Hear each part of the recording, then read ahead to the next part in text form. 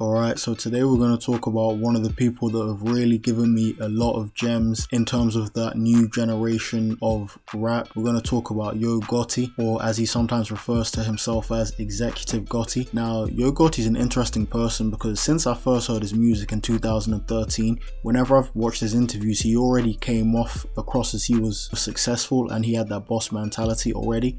And that was probably the first time I'd ever seen that from an artist. So kind of going into his mindset, I always found it very interesting watching his interviews, watching the way he conducted himself, seeing the gems that he was giving out. And what I like about Gotti is that he was a bit of a late bloomer. It wasn't until his early 30s that he really kind of took off with the rapping, and he started rapping at 14, but it was only around 30, 31 that he actually became known. And I heard him when he was around 31, 32, so that's just a testament to that hard work and that grind that he put in for half of his life. So I think what we're going to do today, we're going to take 3 interview clips and we're just going to break them down and understand that mindset, that hustler's mindset that Gotti possesses, that has helped get him success and has helped obtain and maintain the success. And I think with Gotti, what he says in a lot of interviews that's key is the fact that he's got a lot more money than a lot of people that are selling a lot more records than him. So without the rap, he had the money, and we always see from his interviews that he calls himself the born hustler. He's an entrepreneur effectively, and I think digging into that mindset is something that's really important as we can relate a lot of the knowledge that he's spewing into our real lives. In this first clip, we've got Gotti talking about his fear of failure. The only fear I ever had was failure.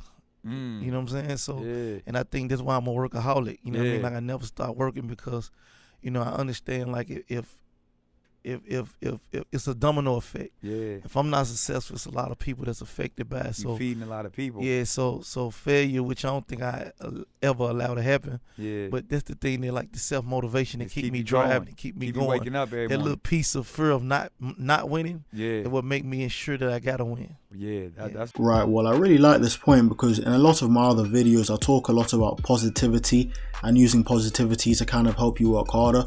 But I like the fact that here, Gotti uses a negative and he uses that to kind of help him go harder. So he's talking about how his fear is failure, and that being scared of that failure, I think, is positive because you know that you don't want to do something, so you're working your absolute hardest to make sure that it's not a reality for him.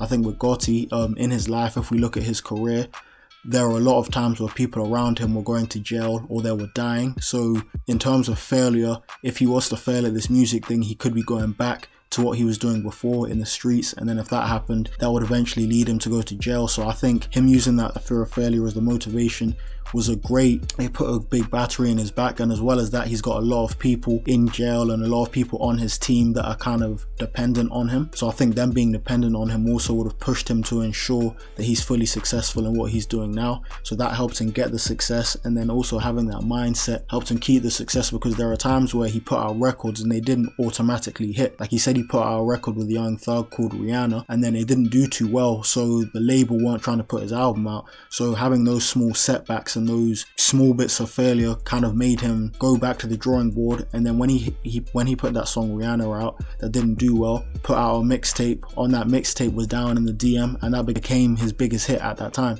So you can see how using those negative experiences and that failure helped to push him on to more success. In this next clip, we've got Gotti talking about learning how to cope with taking losses. Yeah, I think, of course, we take L's. You can't be great without taking L's. You know what I'm saying? So we take L's all the time, but, they different levels of L's. And, we such strong winners that we cover it up, and you can't even tell because the L ain't even an L. It's a lesson, or it's a study. It's almost a case study. This shit didn't work. Why not? Let's go back to the board. All we done, it must be this way. We ain't gonna do it. We ain't gonna do it that way this time. Run that shit back again, but run it that way. You know what I mean? So I guess that's an L because the shit didn't work. Right. But it ain't really an L to us because we still at it. You know what I'm saying? And we don't complain about nothing, so we just keep going. Again, guys, this is part of that boss mentality, that executive mindset that Gotti's got. A lot of people really are defined by their losses. A lot of people take losses and they really struggle to bounce back. But what I like about what Gotti's saying here is that instead of taking the losses as a negative, he used those losses as lessons so he can see where he could improve for the next time. I'm sure there's many times in his career where he made mistakes, either picking the wrong single, signing the wrong artist, or maybe not promoting things in the right way. So whenever they did take L's, whether that be financially or whether that be in other kind of aspects, they use that as a case study and he examines it to make sure that the next time he does it, things go well. For example, I think when in around 2013, I know he signed an artist called Snooty Wild, who put out a gold song called Yayo. It was a big song, but then I think that was one of the first artists he had signed. And after signing him, I think he quickly realized that Snooty's mindset wasn't fully right. And I'm sure from signing that artist, he would have learned, okay, the next time I sign an artist, I'm going to make sure their mindset is right.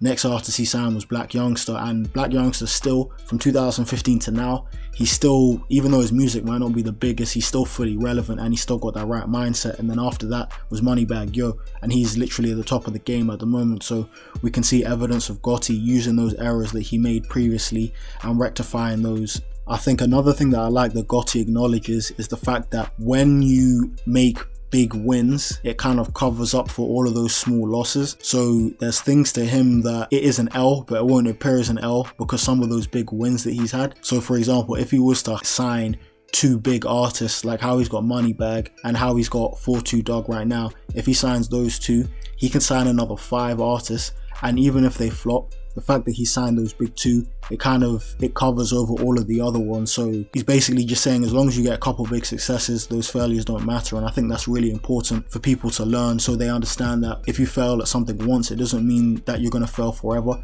That failure is just part of the process to actually get those big wins. In this last clip, Gotti talks about blocking out negative thoughts and not caring about things that you can't control. Not to worry about shit that's out of your control. You know what I'm saying? When you learn how to not to worry about shit that's out of your control, you don't care about a lot of shit. Yeah. You know what I'm saying? Really, being an artist in the music business, with posters that come out about you and shit people say, like, it never really bothered me because it's like, what can I do about that shit? Like, you know what I'm saying? I don't care what you think. Yeah, I don't really, if it ain't affecting my bag, it just ain't affecting me, period. I think again, this one is such a big one, man. I think a lot of people spend a lot of time thinking about things that they've got no control over, and eventually when they do this leads to a lot of kind of dwelling on the past. And I think when you dwell on the past, it can lead you to become very frozen. Once you become frozen, you're effectively just using up that bandwidth in your mind, so you find it very hard to actually achieve tasks in the present day, and it slows you down. So I think Gotti, he's really good at kind of blocking out that noise from either the tabloids or the papers and all that negative talk possibly about him, because he was in the streets, so there is a lot of kind of negativity around him, but he makes sure he blocks all of that out. And he knows that he can't control to an extent how other people perceive him because of his past. So because he can't control that, he just kind of blocks it all out so he can fully focus on what he's doing. And if you look at his career, you can see that he's done a good job from 2012 till now. He's had good focus on his music. He's had a lot of focus on signing artists and a lot of other ventures. And he's been relevant for over 10 years now. So I think keeping that pinpoint focus, blocking out all outside noise, has been very key in Gotti obtaining the success and also maintaining it.